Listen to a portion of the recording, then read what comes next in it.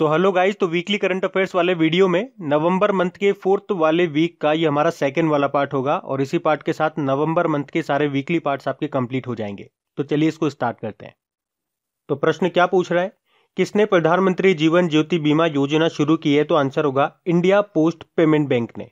तो अभी India post payment bank ने अपने ग्राहकों के लिए कम लागत वाली बीमा योजना प्रधानमंत्री जीवन ज्योति बीमा योजना को शुरू किया है और इसका उद्देश्य है जरूरतमंद और गरीब लोगों को सुरक्षा और वित्तीय सुरक्षा प्रदान करना। देखो, इंडिया पोस्ट पेमेंट बैंक से एक और क्वेश्चन मैं आपको बताता हूं। अभी इसने डाक विभाग के साथ मिलकर के एक डिजिटल पेमेंट एप्लीकेशन को लॉन्च किया था। किस नाम से, यह आपसे प्रश्न पूछा जाएगा। तो आंसर करना डाक पे नाम से। इसके एमडी सीईओ है जे वेंकटरामू, ये भी नए बने थे, इनका नाम भी याद रखना। फिर है राष्ट्रीय दुग्ध दिवस कब मनाया गया? National milk day. तो आंसर होगा 26 नवंबर को। तो भारत में साल 2014 से भारत के जो श्वेत क्रांति के जनक यानी कि फादर ऑफ व्हाइट रिवॉल्यूशन जिनको कहा जाता है, डॉक्टर वर्गीज कुरियन को, उनकी जयंती को ही हम नेशनल मिल्क डे के रूप में मनाते हैं। कब? 26 नवंबर को। और अगर आपसे पूछें कि वर्ल्ड मिल्क डे कब मनाते हैं, तो 1 जून को मनाते हैं। अच्छा, अब ध्यान से सुनना, 26 नवंबर को एक और डे मनाया जाता है, कॉन्स्टिट्यूशन डे ऑफ इंडिया, राष्ट्रीय संविधान दिवस के रूप में। इस दिन को वैसे राष्ट्रीय कानून दिवस के रूप में भी जाना जाता है। एक्चुअली में 26 नवंबर 1949 में भारत की संविधान सभा ने औपचारिक रूप से भारत के संविधान को अपनाया, जो आपको पता है 26 जनवरी 1950 को लागू हुआ था। एक्चुअली में पहले 26 नवंबर को हम कानून दिवस के रूप में मनाते थे।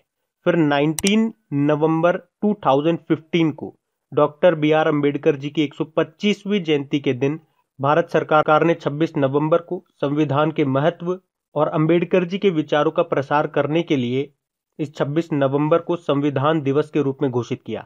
सिंपल सा याद रखो, 26 नवंबर को एक तो नेशनल मिल्क डे और कॉन्स्टिट्यूशन डे ऑफ इंडिया के रूप में हम लोग मना रहे हैं। फिर है जुगलबंदी द बीजेपी बिफोर मोदी नाम की बुक को किसने लिखा है? तो आंसर होगा विनय सीतापति ने। बाकी चित्रा बनर्जी दीवा करूनी द लास्ट क्वीन नाम की बुक को इन्होंने लिखा। T Bandyopadhyay pandemonium the great Indian banking tragedy नाम की बुक को लिखा। और गुलजार जो कि कवि और गीतकार हैं, अभी इनके जीवन पर एक बुक भी रिलीज की गई थी जिसका नाम है बॉस कियाना। फिर इंटरनेशनल पब्लिशर्स एसोसिएशन की प्रमुख बनने वाली पहली अरब महिला कौन है? तो आंसर होगा शेख बुडूर बिन्त सुल्तान अल कासिमी। तो अभी शेख बुडूर को अंतरराष्ट्रीय प्रकाशक संघ के अध्यक्ष के रूप में नियुक्त किया गया और इस पद पर नियुक्त होने वाली अरब दुनिया की पहली महिला बन गई है और पूरे विश्व की दूसरी महिला बनी है। अच्छा, इंटरनेशनल पब्लिशर्स एसोसिएशन, इसका हेडक्वार्टर आपको मिलेगा जेनेवा स्विट्जरलैंड में। बाकी अरहम ओम तलसानिया गुजरात के 6 साल के हैं ये बच्चे और अभी दुनिया में सबसे कम उम्र के कंप्यूटर प्रोग्रामर बने थे ये। बाकी Duarte Pacheco International Parliamentary Union के नए प्रेसिडेंट बने, ये पुर्तगाल से हैं। और Willie Walsh International Air Transport Association के डायरेक्टर जनरल और सीईओ बने थे ये। फिर बिहार विधानसभा के अध्यक्ष के रूप में किसे चुना गया? तो आंसर होगा विजय सिन्हा को। अच्छा, भी आपको बताया बिहार के जो मुख्यमंत्री हैं फिर से बन गए कौन? नीतीश कुमार, 7वीं बार बने ये। रेणु देवी ये बिहार की पहली महिला उप मुख्यमंत्री बनी है। वैसे तो यहाँ पे 2 डेप्यूटी सीएम बने हैं, एक तो ये रेणु देवी हो गई और एक तार किशोर प्रसाद हो गए। अच्छा, अभी ज्ञानेंद्रो निगुंगबाम, इनका नाम भी न्यूज में था, हॉकी इंडिया के ये अध्यक्ष बने। बिहार की बात करेंगे तो कैपिटल पटना है और मुख्यमंत्री तो ये हो गए नीतीश कुमार और गवर्नर हैं फागू चौहान। फिर अभी किसने श्री गुरु नानक देव जी के जीवन पर लिखी पुस्तक को रिलीज किया? तो आंसर होगा नरेंद्र मोदी ने। तो अभी हमारे जो प्रधानमंत्री नरेंद्र मोदी हैं, उन्होंने सिख धर्म के संस्थापक और सिखों के 10 गुरुओं में से एक गुरु नानक देव जी के जीवन और उनके आदर्शों पर एक बुक रिलीज की है। अच्छा, प्रश्न ऐसे भी तो बन सकता है ये बुक को किसने लिखा है? तो फिर आंसर क्या कर दोगे आप? कृपाल सिंह ने इस बुक को लिखा है।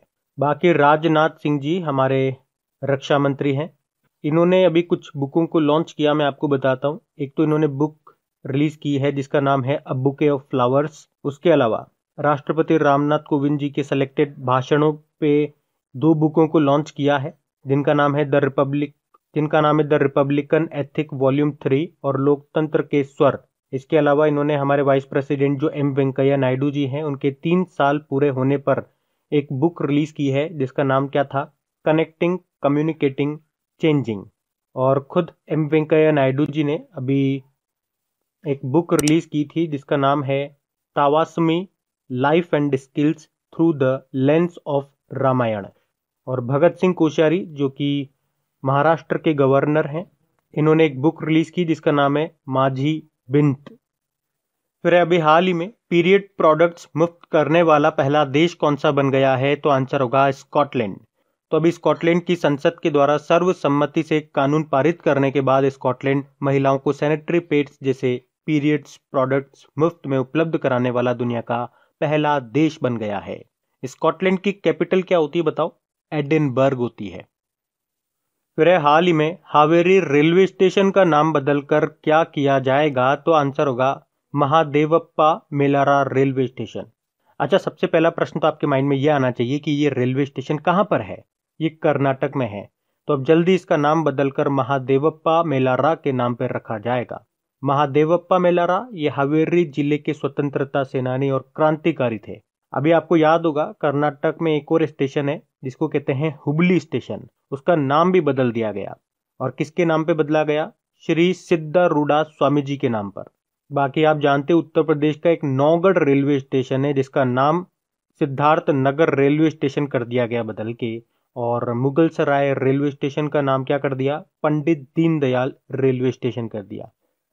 फिर आरबीआई ने लक्ष्मी विलास बैंक का विलय किस बैंक में कर दिया, तो आंसर होगा डीबीएस बैंक ऑफ इंडिया में। तो अभी वित्तीय संकट से जूझ रहा था ये लक्ष्मी विलास बैंक, जिसको अब डीबीएस बैंक ऑफ इंडिया में मर्ज कर दिया गया है। ये जो डीबीएस बैंक ऑफ इंडिया है ना, ये सिंगापुर का जो सबसे बड़ा बैंक है डीबीएस बैंक, उसकी भारत में एक ब्रांच है जिसमें अब लक्ष्मी विलास बैंक को मर्ज कर दिया गया। देखो, डीबीएस बैंक की अगर बात करते हैं तो इसका हेडक्वार्टर आपको मिलेगा सिंगापुर में, जिसके सीईओ हैं पीयूष गुप्ता। फिर अमेरिका के नए राष्ट्रीय सुरक्षा सलाहकार यानी कि नेशनल सिक्योरिटी एडवाइजर के रूप में किसे नियुक्त किया गया, तो आंसर होगा जैक सुलिवन को। अच्छा, भारत के नेशनल सिक्योरिटी एडवाइजर कौन है? अजीत डोभाल है। बाकी कुछ और नाम मैं आपको बताऊंगा। एंटनी ब्लिंकेन अभी अमेरिका के नए विदेश मंत्री बने थे ये। ग्रेग बार्कले ये आईसीसी के नए अध्यक्ष बने हैं, न्यूजीलैंड से हैं ये। और फिलिपो ग्रैंडी, यूनाइटेड नेशन महासभा ने इन्हें शरणार्थियों के लिए उच्चायुक्त चुना था। अभी अमेरिका में आपको बताया नए राष्ट्रपति चुने गए कौन? जो बाइडेन 46 नंबर के हैं। और अभी अमेरिका की पहली महिला उपराष्ट्रपति बनी थी कमला हैरिस। फिर एक किस आईटी कंपनी के फाउंडर व पहले सीईओ फकीर चंद्र कौली का निधन हो गया, तो आंसर होगा टीसीएस। इन्हें भारतीय आईटी उद्योग के पिता यानी कि father of Indian IT industry के रूप में भी जाना जाता था। टीसीएस के फाउंडर व पहले सीईओ थे ये फकीर चंद्र कौली। 96 वर्ष की उम्र में इनका निधन हो गया। वैसे वर्तमान में टीसीएस के जो सीईओ हैं वो राजेश गोपीनाथन है। इसका हेडक्वार्टर मिलेगा आपको मुंबई में। फिर एक किस हवाई अड्डे का नाम बदलकर मर्यादा पुरुषोत्तम श्री राम हवाई अड्डा रखा जाएगा, तो आंसर होगा अयोध्या हवाई अड्डा। तो उत्तर प्रदेश में मिलेगा आपको ये हवाई अड्डा। बाकी देखो, अभी हम लोगों ने पढ़ा था हावेरी रेलवे स्टेशन, जिसका नाम बदल करके महादेवप्पा मेलारा रेलवे स्टेशन किया जाएगा। और कर्नाटक का जो हुबली रेलवे स्टेशन है उसका नाम बदलकर श्री सिद्धारूढ़ा स्वामी जी के नाम पे रखा जाएगा। और मंडवाडीह रेलवे स्टेशन ये उत्तर प्रदेश में ही है, इसका नाम बदल के बनारस रेलवे स्टेशन कर दिया गया। फिर है भारत की ओर से किस फिल्म को ऑस्कर 2021 के लिए नॉमिनेट किया गया, तो आंसर होगा जल्लीकट्टू को। तो अभी भारत की ओर से मलयालम फिल्म जल्लीकट्टू को 13वें ऑस्कर अवार्ड के लिए नॉमिनेट किया गया है। जल्लीकट्टू को best international feature film category के लिए चुना गया है। बाकी गली बॉय आप जानते होंगे, 2020 में ऑस्कर के लिए इसको नॉमिनेट तो किया गया था पर ये जीत नहीं पाई थी। और दिल्ली क्राइम हमने पढ़ा था। 48वें एमी अवार्ड्स में नेटफ्लिक्स की वेब सीरीज दिल्ली क्राइम को बेस्ट ड्रामा सीरीज के लिए चुना गया। और नटखट ये विद्या बालन की फिल्म है। नटखट अभी इसने best of India short film festival 2020 के तीसरे संस्करण में शीर्ष पुरस्कार जीता था। फिर अभी किस राज्य सरकार ने टी नाम से एक मोबाइल एप्लीकेशन को लॉन्च किया था, तो आंसर होगा तमिलनाडु। तो तमिलनाडु के जो मुख्यमंत्री है ना अड्डापड्डी के पलानीस्वामी, उन्होंने आपातकालीन स्थिति से निपटने के लिए ये दी नाम से एक मोबाइल एप्लीकेशन लॉन्च किया था। तो इस एप्लीकेशन की मदद से आग लगने पर या तूफान आने पर या गैस लीक होने पर या किसी भी प्राकृतिक आपदा या आपातकालीन स्थिति में आपको मदद मिल जाएगी। तमिलनाडु की कैपिटल है चेन्नई, मुख्यमंत्री तो हैं एडापड्डी के पलानीस्वामी और बनवारी लाल पुरोहित यहाँ के गवर्नर है। फिर है अभी हाल ही में Indian icon a cult called royal Enfield नाम की बुक को किसने लिखा है? तो आंसर होगा अमृत राज ने। बाकी हमने पढ़ा था विजय सीतापति, इन्होंने एक बुक लिखी है अभी जिसका नाम है जुगलबंदी द बीजेपी बिफोर मोदी। और अनुपम खेर ने लिखी है your best day is today. और चेतन भगत ने लिखी है वन अरेंज्ड मर्डर। फिर अभी हाल ही में प्लास्टिक कचरे से भारत की पहली सड़क का निर्माण कहाँ पे किया गया? तो आंसर होगा नोएडा में। तो भारत में पहली बार प्लास्टिक कचरे से सड़क बन रही है, कहाँ पे? नोएडा में।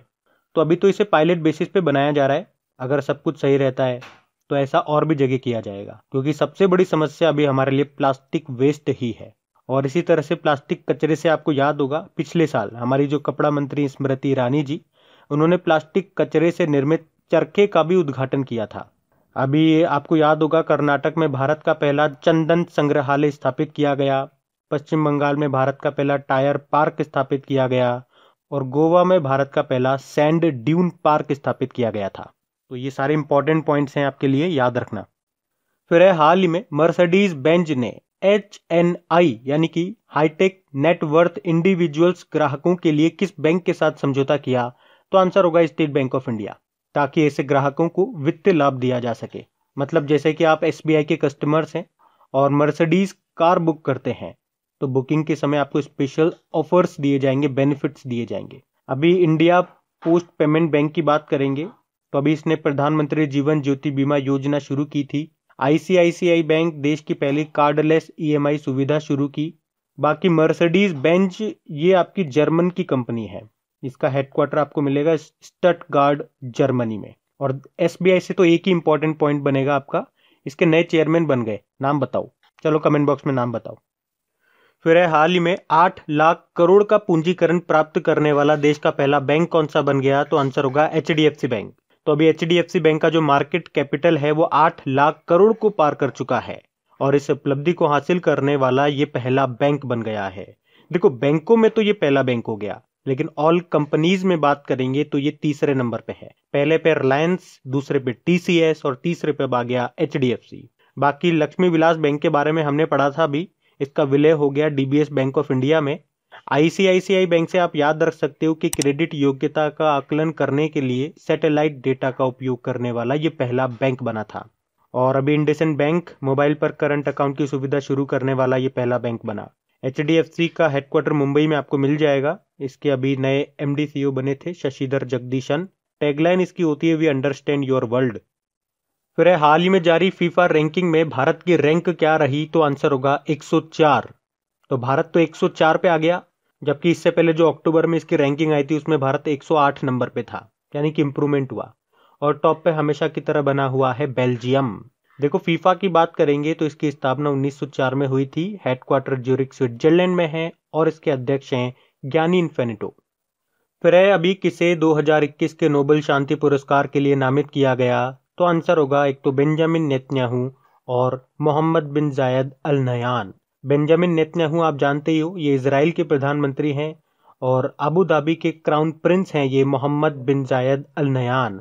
और इन दोनों को 2021 के नोबेल शांति पुरस्कार के लिए नामित किया गया है। इन्हें अपने देशों के बीच राजनयिक संबंध स्थापित करने में उनकी भूमिकाओं के लिए नामित किया गया है। आपको याद होगा अभी सितंबर 2020 की बात है, ये घोषणा हुई थी कि इजराइल और यूनाइटेड अरब अमीरात के बीच शांति स्थापित करने के प्रयासों के बाद डोनाल्ड ट्रंप को इस पुरस्कार के लिए नामित किया गया। फिर अभी हाल ही में किस राज्य ने जगन्नाथ थोडू योजना शुरू की है? तो आप जानते ही हो, आंध्र प्रदेश इसका आंसर होगा। तो बेसिकली छोटे और स्ट्रीट वेंडर्स के लिए है ये योजना, इसमें उन्हें ब्याज मुक्त ऋण दिया जाएगा। अच्छा देखो आंध्र प्रदेश की 3 कैपिटल है। लेजिस्लेटिव कैपिटल अमरावती याद रखो, एडमिनिस्ट्रेटिव कैपिटल विशाखापत्तनम है और जुडिशियल कैपिटल है कुर्नूल। मुख्यमंत्री जगन मोहन रेड्डी हो गए और गवर्नर हैं विश्वभूषण हरिचंद्रन। फिर है अभी भारतीय अंगदान दिवस कब मनाया गया? तो आंसर होगा 27 नवंबर को। तो हम हर साल पिछले 10 सालों से ही 27 नवंबर को ये इंडियन ऑर्गन डोनेशन डे के रूप में मनाते आ रहे हैं। एक वर्ल्ड ऑर्गन डोनेशन डे भी होता है वैसे, वो हम 13 अगस्त को मनाते हैं। फिर है अलवणीकरण संयंत्र यानी कि डिसैलिनेशन प्लांट स्थापित करने वाला भारत का चौथा राज्य कौन सा बन गया? तो आंसर होगा महाराष्ट्र। तो अभी महाराष्ट्र सरकार ने मुंबई में अलवणीकरण संयंत्र स्थापित करने की घोषणा की है। अच्छा, ये अलवणीकरण संयंत्र यानी कि डिसैलिनेशन प्लांट ये क्या करता है? मतलब ये जो समुद्र का खारा पानी होता है उसे मीठे पानी में बदलने का काम करता है। अच्छा, हमने कहा ये चौथा बन गया ऐसा करने वाला। इससे पहले 3 राज्य कौन कौन से हैं? तमिलनाडु, गुजरात और आंध्र प्रदेश। फिर हाल ही में कोयले से विद्युत उत्पादन करने वाला पहला अरब देश कौन सा बना? तो आंसर होगा यूनाइटेड अरब अमीरात। तो यूनाइटेड अरब अमीरात अभी हाल ही में कोयले से बिजली बनाने वाला पहला अरब देश बन गया है। वर्तमान में इस प्लांट की कैपेसिटी 600 मेगावाट है, लेकिन 2023 तक इसकी कैपेसिटी को बढ़ाकर 2400 मेगावाट तक कर दिया जाएगा। यूनाइटेड अरब अमीरात की कैपिटल अबू धाबी है, करेंसी है दिरहम और यहाँ के फिर से प्रेसिडेंट बन गए थे शेख खलीफा बिन जायद अल नहयान। आईसीसी का हेडक्वार्टर आपको यहीं पे मिलेगा, दुबई में। फिर हाल ही में खेल मंत्रालय ने किसे राष्ट्रीय खेल महासंघ के रूप में मान्यता दे दी? तो आंसर होगा भारतीय तीरंदाजी संघ को। राष्ट्रीय खेल प्राधिकरण यानी कि नेशनल स्पोर्ट्स फेडरेशन के रूप में इसको मान्यता दे दी है। एक्चुअली में हुआ क्या था, आर्चरी एसोसिएशन ऑफ इंडिया की मान्यता को मंत्रालय ने 2012 में खत्म कर दिया था। क्यों कर दिया था? क्योंकि उसने उच्चतम न्यायालय के निर्देशों के अनुसार अपने चुनाव नहीं करवाए थे, लेकिन अब फिर से मान्यता मिल गई है, अच्छी बात है। अच्छा, आर्चरी एसोसिएशन ऑफ इंडिया के अध्यक्ष कौन है? अर्जुन मुंडा जी हैं, जो कि आप जानते हो हमारे ट्राइबल अफेयर्स मिनिस्टर है। फिर है किस नदी के नीचे भारत का पहला 4 लेन सुरंग बनाया जाएगा? तो आंसर होगा ब्रह्मपुत्र। तो असम में ब्रह्मपुत्र नदी के नीचे से ये 4 लेन सुरंग बनाई जाएगी और ये देश की पहली सुरंग होगी जो नदी के नीचे से जाएगी। और ये जो सुरंग है ये अपर असम के गोहपुर और नुमालीगढ़ को आपस में जोड़ेगी। अच्छा, इसी तरह से आपको याद होगा भारत की पहली अंडर वाटर ट्रेन ये कोलकाता में जो हुगली नदी है उसके नीचे चलेगी। फिर हाल ही में जारी क्यूएस वर्ल्ड यूनिवर्सिटी रैंकिंग 2021 के अनुसार विश्व का सर्वश्रेष्ठ यानी कि best institute in the world कौन सा रहा? तो आंसर होगा MIT, Massachusetts institute of technology USA. और भारत में बेस्ट इंस्टीट्यूट कौन सा रहा? तो IIT बॉम्बे रहा है। पूरे वर्ल्ड में 172 नंबर पे है वैसे ये। और नेशनल यूनिवर्सिटी ऑफ सिंगापुर ये एशिया में टॉप रहा है। फिर हाल ही में ऑस्कर 2021 के लिए नॉमिनेट होने वाली चुने जाने वाली भारत की दूसरी भारतीय फिल्म कौन सी बन गई है? तो आंसर होगा शेमलेस। तो अभी live action short film category में शेमलेस को 93वें ऑस्कर 2021 के लिए नॉमिनेट किया गया और इसी के साथ ये भारत की दूसरी फिल्म बन गई है ऑस्कर 2021 के लिए नॉमिनेट होने वाली। पहली कौन सी थी? फिर हमने पढ़ा था जलीकट्टू मलयालम फिल्म है, उसे बेस्ट इंटरनेशनल फीचर फिल्म की कैटेगरी में नॉमिनेट किया गया था। बाकी शेमलेस इसके राइटर और डायरेक्टर हैं कीथ गोम्स। दिल्ली क्राइम इसको याद रखना, 48वें एमी अवार्ड्स में नेटफ्लिक्स की वेब सीरीज दिल्ली क्राइम्स को बेस्ट ड्रामा सीरीज का अवार्ड मिला था, नटखट। और अभी इसने best of India short film festival 2020 के तीसरे संस्करण में शीर्ष पुरस्कार जीता था। डायरेक्टर इसके शान व्यास हैं। फिर अभी कैम्ब्रिज डिक्शनरी ने किसे 2020 का वर्ड ऑफ द ईयर चुना है? तो आंसर होगा क्वारंटाइन को। तो अभी कैम्ब्रिज डिक्शनरी ने क्वारंटाइन को 2020 का वर्ड ऑफ द ईयर चुना है। अच्छा, ये वर्ड ऑफ द ईयर कैसे चुना जाता है कि उस साल उसकी वेबसाइट पर जो वर्ड सबसे ज्यादा सर्च किया गया हो उसे वर्ड ऑफ द ईयर चुना जाता है। अभी आपको याद होगा कुछ समय पहले कॉलिंस डिक्शनरी ने लॉकडाउन को 2020 का वर्ड ऑफ द ईयर चुना था। यानी कि कॉलिंस डिक्शनरी में जो उसकी वेबसाइट है इस साल लॉकडाउन को सबसे ज्यादा सर्च किया गया हो, ये मतलब हो गया इसका। फिर अभी देश के पहले अंगदाता स्मारक का उद्घाटन कहां पे किया गया, यानी कि ऑर्गन डोनर मेमोरियल का? तो आंसर होगा जयपुर में। जयपुर राजस्थान की राजधानी है। अभी आपको याद है 27 नवंबर को ऑर्गन डोनेशन डे मनाया गया था और उसी दिन जो राजस्थान के मुख्यमंत्री अशोक गहलोत उन्होंने देश के पहले ऑर्गन डोनर मेमोरियल का उद्घाटन किया। तो ये जो स्मारक है बेसिकली उन लोगों को सम्मान को समर्पित करता है जिन्होंने सैकड़ों अन्य लोगों को जीवन दिया है। राजस्थान की कैपिटल जयपुर है जिसे ही पिंक सिटी बोलते हैं और वर्ल्ड हेरिटेज साइट में अभी इसको शामिल भी किया गया था। फिर है भारत विश्व में नवीकरणीय ऊर्जा के मामले में किस स्थान पे रहा? तो आंसर होगा चौथे स्थान पे। अभी कुछ समय पहले प्रधानमंत्री नरेंद्र मोदी जी ने री इन्वेस्ट 2020 समिट का उद्घाटन किया था और उसी में उन्होंने कहा कि भारत रिन्यूएबल एनर्जी के मामले में दुनिया में चौथे स्थान पर है। तो भारत विश्व के प्रमुख देशों के मुकाबले सबसे तेजी से आगे बढ़ रहा है। साथ ही में उन्होंने कहा था कि इस समय भारत की रिन्यूएबल एनर्जी कैपेसिटी 136 मेगावाट है, जो कि देश की टोटल एनर्जी कैपेसिटी का 36% है। अच्छा, भारत का लक्ष्य क्या है 2022 तक रिन्यूएबल एनर्जी का? 175 गीगावाट। और 2030 तक का लक्ष्य है रिन्यूएबल एनर्जी का 450 गीगावाट। फिर है, अभी हाल ही में पगार बुक ने किसे अपना ब्रांड एम्बेसडर बनाया है? तो आंसर होगा अक्षय कुमार को। बाकी रवि किशन ये भारत ईट के ब्रांड एम्बेसडर बने। लुइस हैमिल्टन जो कि फॉर्मूला 1 रेस के ड्राइवर है, ये एलजी के ब्रांड एम्बेसडर बने। वैसे ये ब्रिटेन से हैं और मर्सिडीज के ड्राइवर हैं। Smriti Mandhana Equitas small finance bank की ये ब्रांड एम्बेसडर बनी। फिर अभी हाल ही में हीरो मोटोकॉर्प के नए सीओओ के रूप में किसे नियुक्त किया गया? तो आंसर होगा माइकल क्लार्क। तो माइकल क्लार्क इनको अभी हीरो मोटोकॉर्प के नए चीफ ऑपरेटिंग ऑफिसर के रूप में नियुक्त किया गया है।